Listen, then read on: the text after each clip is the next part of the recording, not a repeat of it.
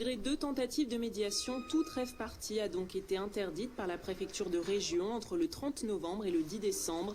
Motif officiel, le Technival demandé par Cornéol, le collectif qui rassemble une cinquantaine de sound systems de l'Ouest, ne désigne pas précisément les organisateurs et les moyens. Par ailleurs, une seule rave est désormais autorisée en Bretagne chaque été. Cette année, elle a eu lieu à Sker, dans le Finistère. Cette année, lors de l'organisation du Technival de Sker, dans le Finistère, un accord tacite avait été passé entre les services de l'État et les organisateurs qui stipulait que l'État apportait son concours au bon déroulement d'un Technival en Bretagne chaque année et qu'en échange, la Free Party, le Technival organisé en marge des transmusicales à Rennes, disparaissait.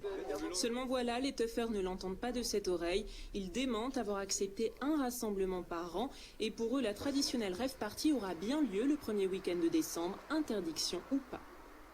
On sait que de toute façon, il y a des gens qui vont venir sur Rennes, il y a des sound systems qui vont venir sur Rennes, il y a du public, beaucoup de public qui va venir sur Rennes. Et on ne sait pas qu'est-ce qui va se passer. Est-ce que l'État va choisir de déployer des centaines de CRS et faire perdre plein d'argent pour et puis effectivement risquer de créer des incidents et de créer des échauffourées. C'est ce qui nous inquiète, quoi, et c'est ce qui risque de se passer. 20 000 fans de techno sont donc attendus dans le centre-ville ou les communes environnantes de Rennes. La préfecture a déjà annoncé que le terrain de la Prévallée, occupé par les rêveurs l'an dernier, sera cette année mis à la disposition des gens du voyage.